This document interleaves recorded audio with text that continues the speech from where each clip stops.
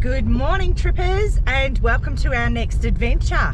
So this time is a little bit different. We're actually going to be going back to Bare Roots camping and doing tent camping, and we're heading up to our first destination, which is Craig's Hut in Mount Sterling, and we are just super excited because it is one of my particular favorite spots ever to be. It is absolutely stunning. So we have stayed at our friend's house last night, so we're heading out from Cockatoo this morning to try and save a little bit of time and avoidance of all the city traffic and everything coming from the west side of town. So you might see behind me, the car is absolutely stacked to the hilt, as is the back, because of course with tent camping everything has to come with us. We've got Chelsea hiding, there she is, somewhere in amongst the sea of blankets and pillows, so at least she's got a nice squishy comfortable spot to stay in. And of course we've got our trusty driver Jay doing his thing, and Kim and Tony are ahead of us. They're also coming along for this awesome adventure, so stay tuned and we will bring to you where we end up as we end up doing it. See you soon. You cannot come to Mansfield and not go to the Mansfield Bakery. They have the best pies and cakes. Come on in.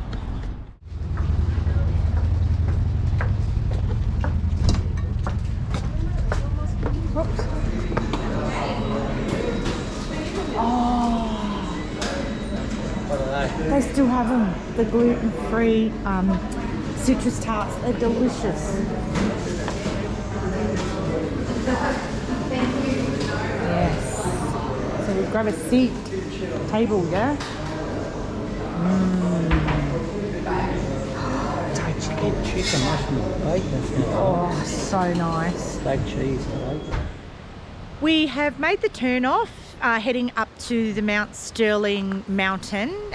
So you'll see as you come along the road, you either go right to Mount Buller or left to Mount Sterling. So we've gone left and started heading up that road. Now in hindsight, we were going to head down once we've hit Telephone Box Junction, which we've done, which is part way up the hill, but really it's quite corrugated and rocky from the last time we've remembered, so we should have probably aired down just for a bit more comfort at the Mount Sterling turn off at the bottom of the hill. So for anyone who might be coming up and doing that, it's advisable that we did it that way instead of waiting until we've come up to Telephone Box Junction. You don't have to, but it is a more comfortable ride then. It gives you a bit more grip. So we've stopped here and Jason's going to air down to about 28 psi, because once we hit the bottom of Clear Hills track, which is the four-wheel drive track we'll take up to Craig's Hut, you really want to air down anyway. So this way at least we'll just get more of a comfortable ride on the actual road. So Jason and Tony have stopped and they're just going to get everything out to do their air down. Hey Chels.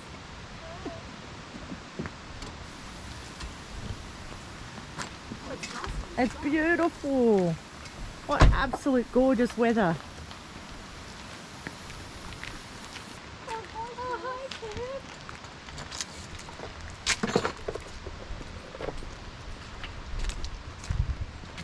It's already done one tyre. You don't waste time. It's quicker. What is that you're using?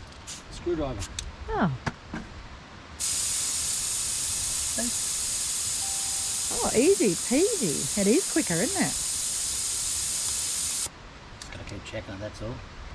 Oh, we still check with the other tool anyway, so this way it's way quicker. Oh, you've got your pressure monitors, haven't you? Yeah. So Only rich people have them. Oh, yeah, right. So this is the way Tones does it. Apparently the poor, this is the way they do it. We'll go and see the way Jay's doing it. He still hasn't even got his gear out yet. Oh, I can't probably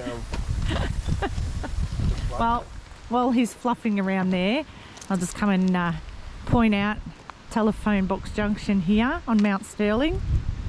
So they close this mountain off in the winter season, and on the Mount Sterling side they do cross-country skiing a lot up here. So this is one of the areas that you can come to as a bit of a refuge during the snow season. There's some nice little huts under here that you can utilise.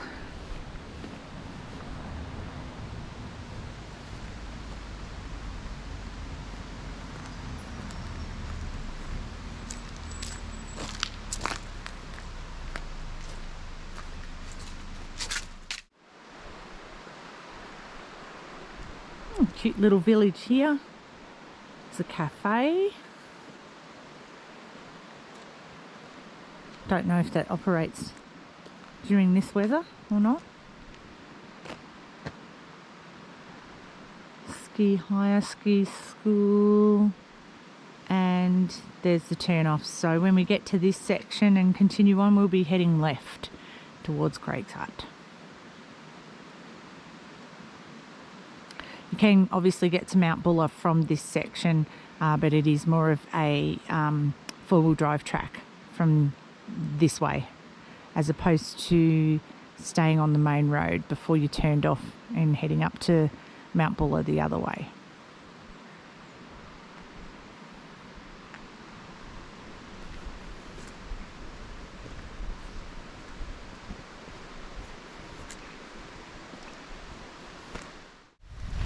Meanwhile, Tynes has finished his pauper method and it's done. Yeah, effective. And Jay's still going with all his little specky equipment here.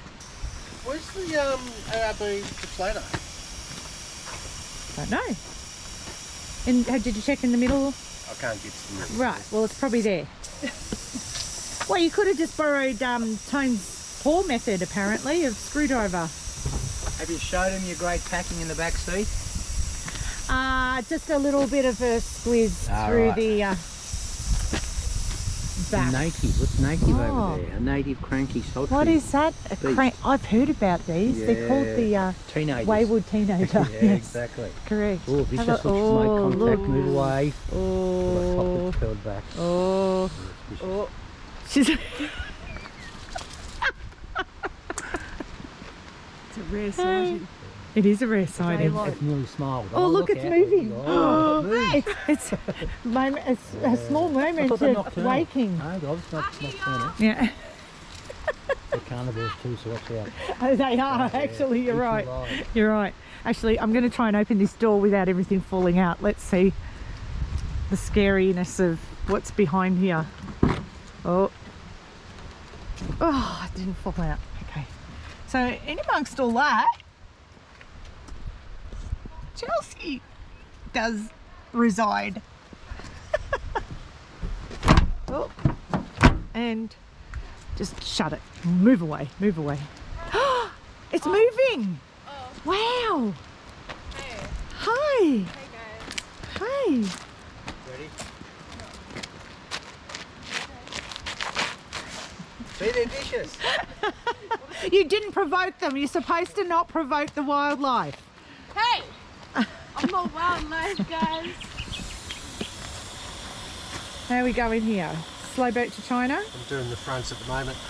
Oh, he's found a tricky specky way to do it. What is that? Like fronts. Yeah. It's the King's inflated deflator. Oh, inflator deflator. I didn't know we had one of those. Ooh. Okay, so this is the King's inflated deflator. Ah, I see. So I'm going to get Jason to explain this in a minute, how this is working. So he's doing the fronts with the King's inflated deflator, and he's doing the backs with the cheap method of Just double checking the tyre gauge. tyre gauge. Okay, so then, Jay, can you explain how this works?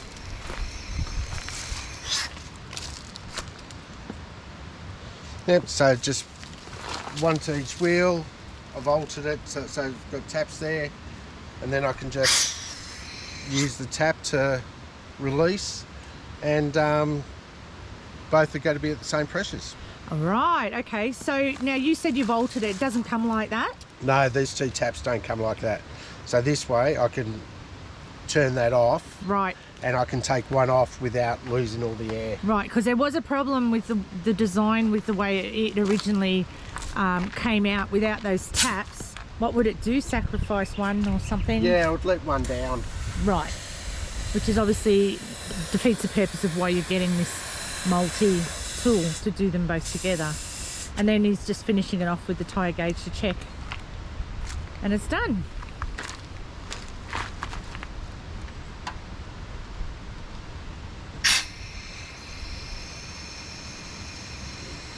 And how are you finding it? Is it pretty accurate? It's probably about 4 psi out. Wow, that's a fair bit. Compared to the blue point gauge. Okay. It's a woodpecker. Chelsea, we don't have woodpeckers in Australia. Wait, no, never mind. It's not a woodpecker. Right. It's okay. a cool bird though. Yeah, cool. Look at him. They, He looks He's like up a there. woodpecker. yeah, so 4 psi is a bit of a difference. Well, I suppose that depends on if your tyre gauge is correct or not. This one would be. Okay.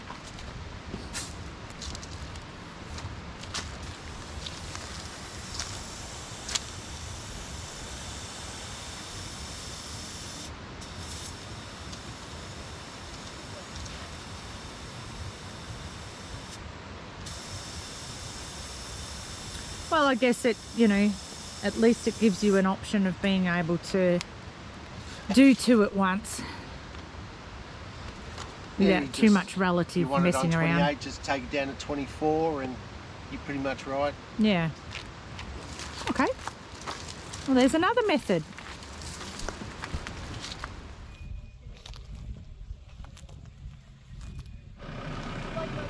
So as we've made our way up the circuit road towards Craig's Hut, our first little stop is just off the beaten track earmarked Razorback Hut, and lots of horsey people in particular come up and stay in here. In fact, there is a group that are in here and obviously having a gathering and camping out in the surrounds of this hut. So I'll take you around and have a bit of a look. And what a massive difference already. Just doing that air down in the comfort of the ride has been enormous. So let's go around and have a bit of a squeeze at the hut.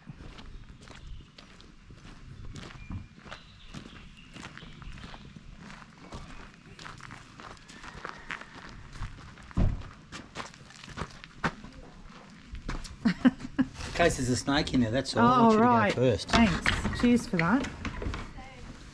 Made it myself. How cute is that?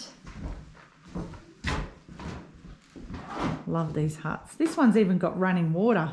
Wow. That's pretty special and unique. Not all the huts in the high country have this sort of facilities. But what you will find in a lot of the huts is this one's got a nice little neat pantry, but you might just have a little section. Etiquette is if you've got some food like tins or non-perishable items that people might use, you can leave them in the hut, because the idea of these huts were to for drovers and so on to get out of the blizzard conditions if they get caught up in these mountains in the snow. And so, you know, if you could leave a little bit of something behind for anyone that might be in trouble and get caught out, that's kind of the etiquette of what you're asked to do if you can.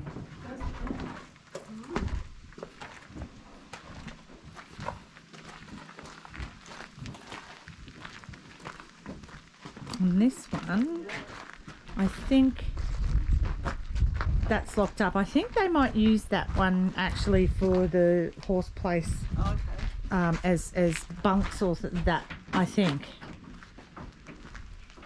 it's McCormick's. I think it is. It runs the horse rides up here this way. Schedule on there. Oh, let's go have a look at the schedule.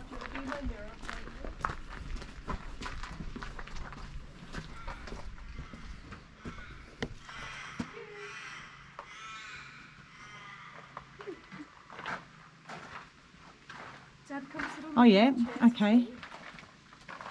So November, what's the date today? 17. Hidden Trails by Horseback. I wonder if that's the group that's here.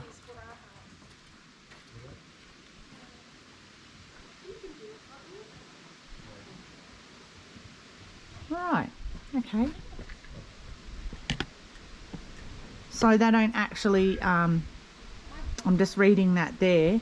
They're not bookings as such, but they post the schedules of the existing horse trails that come through just to avoid some congestion if you're coming up to these parts. It's pretty. Look at this fireplace. This is awesome, isn't it? How's that cut out of the log? Look at that chair. It's my throne. What a fireplace it is.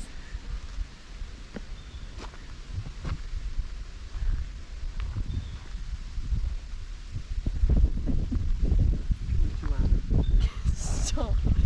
I asked Dad if he could make these. He said yes. Yeah. And we'll go and have a look, see down here.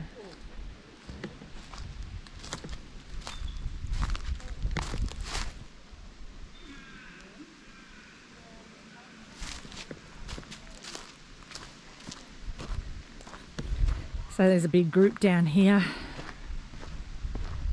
They've got their horses.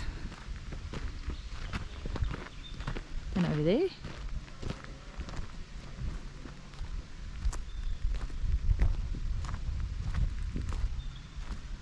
Oh, they're set up beautifully for the weekend. The horses tethered up. Oh, it's gorgeous. And there's a big group up there. And there's a group over there. We've got toilets and bins. It's such a beautifully put together area. An amazing spot to come and camp as a base camp in the high country. Gorgeous.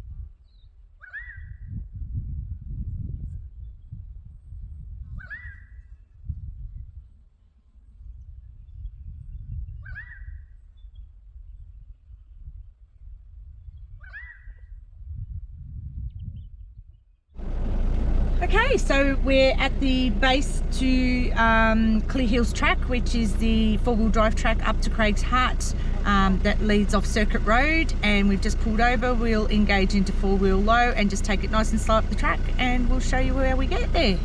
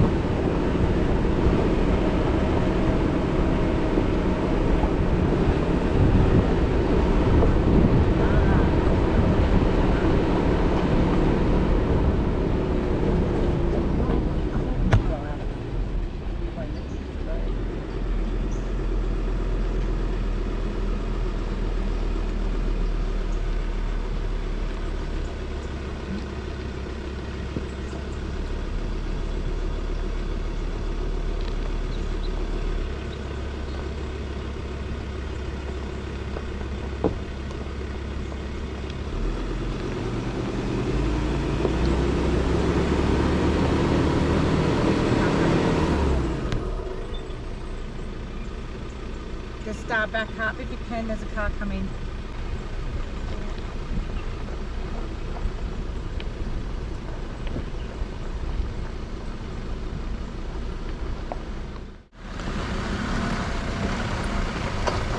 Just you, was it? Sorry? Just you coming down? Yeah, just me coming down. Thank Fantastic. you. No worries, thanks Thank you mate. so much, appreciate it. That's alright, see ya. All good.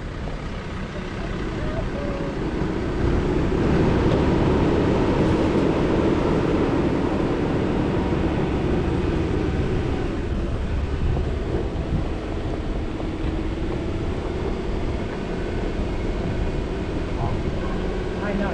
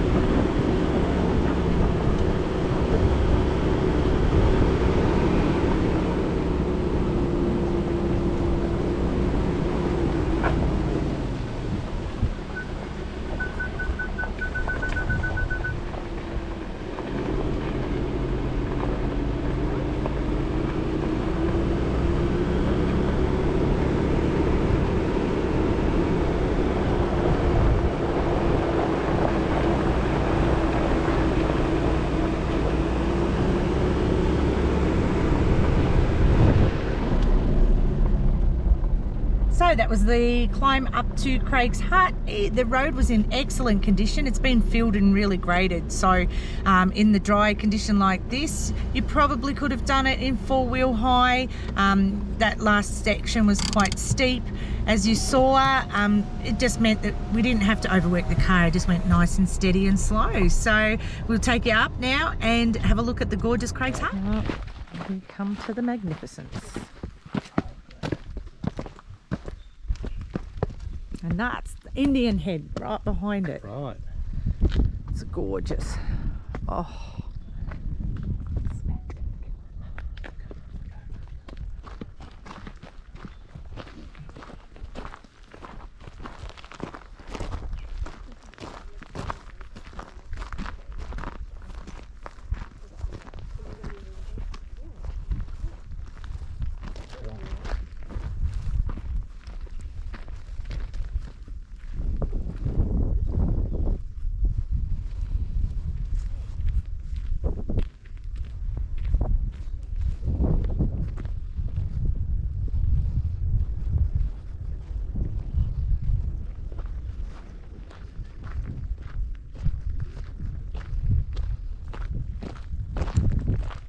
Oh, someone's got a drone.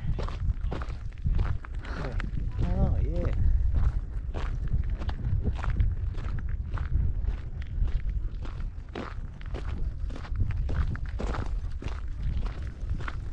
Look at that view. Wow. Amazing, isn't it?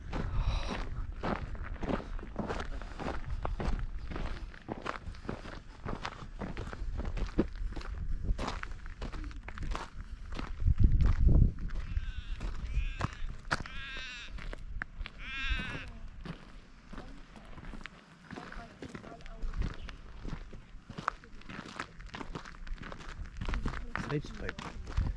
Oh my god. Dirt street here at the moment. All dressed the same, sounds like a cult, is it? Like a human sacrifice. Yeah. Disperse, everybody. Disperse.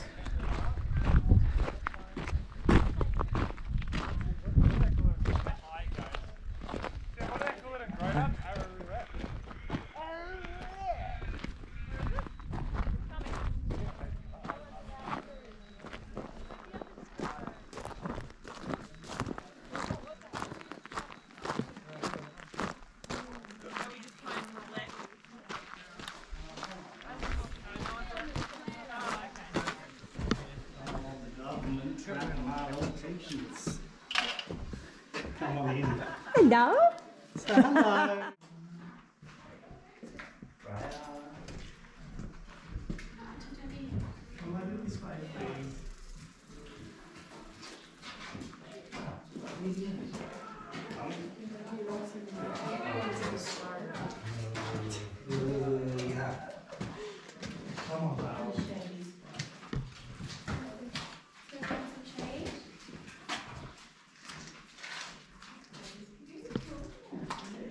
So Craig's hut was actually built as part of the movie set for the movie The Man from Snowy River, for those who don't know.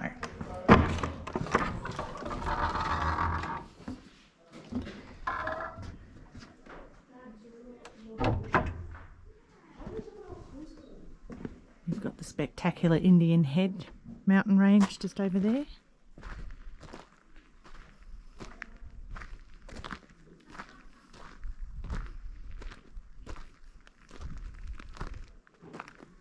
You can walk up to the hut if you've only got a two-wheel drive access. You'll see the signage from Circuit Road.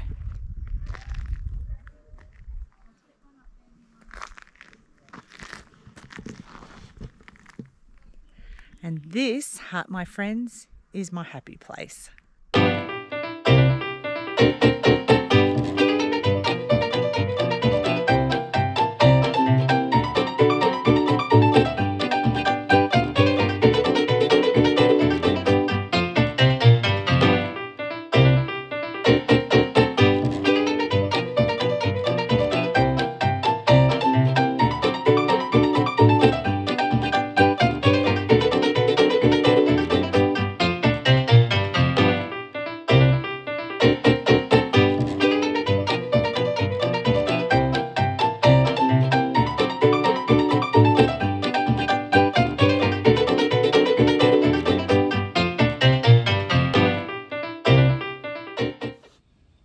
One of the things that I love about tent camping is I get to reuse all the cool gadgets that I've had just sitting away in the garage.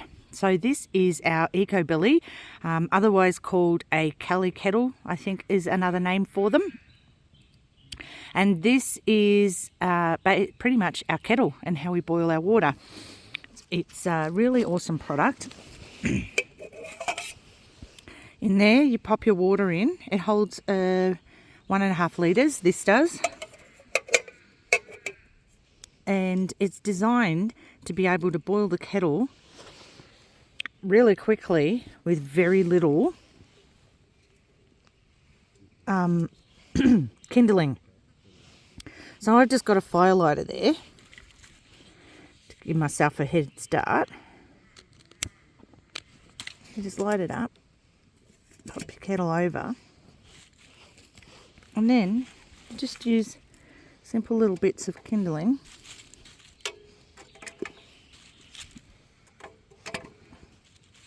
Doesn't need a lot.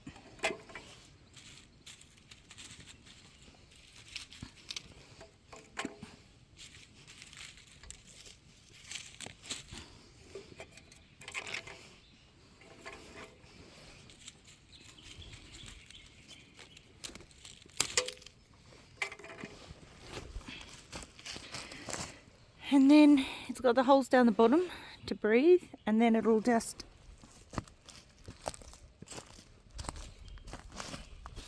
boil away. As I said, it does boil very quickly, this method. I believe, if the stories are true, that this was created and designed by some workers in New Zealand that were working on the train lines.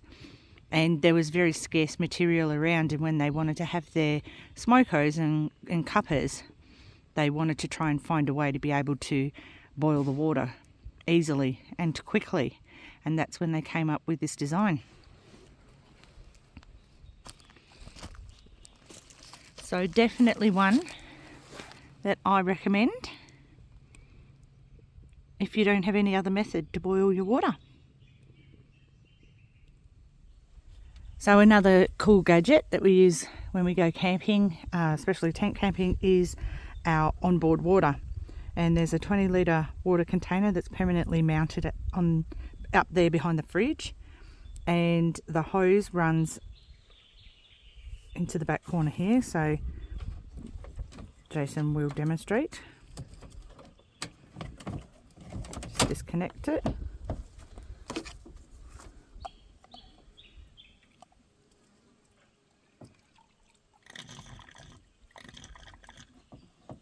And that's it. That's how easy it is. So it's a really awesome way to be able to use space that otherwise you can't get to and carry a vital source. So for anyone wanting to know our secret of our martinis, Kim is making up 2 at a time. So that is 4 shots of coffee, pre-mixed. 2 shots of Kahlua or coffee liqueur.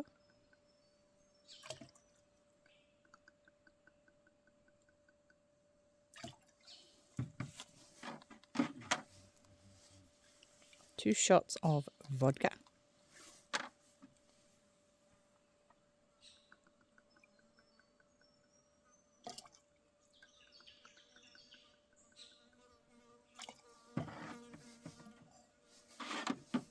And the secret ingredient, 2 shots of butternut schnapps.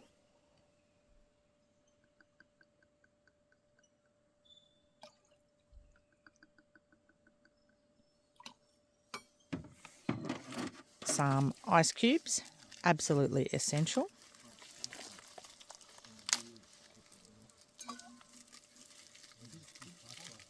And the ones Kim's used. Well, the ones that Kim is using at the moment are jumping out of it, but they are, it's like a little satchel thingy. What is it called? Does it have a name, Kim? I've got the box in there actually. We'll get it out. It's, I don't know. It's You like just buy them and fill them with water, do you? Yep. And then it like seals itself as you squeeze it. You fill it and then turn it upside down and it seals itself. Okay, and then you just freeze it so they don't take up a lot of room.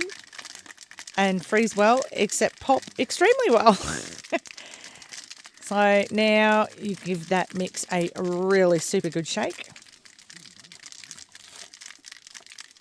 This will create the frothiness at the end. Oh, look at that. Spectacular. Oh, Yeah, they are. amazing. And that is the secret. Good job, Kim. Thank you. Martini's in the hut. Cheers!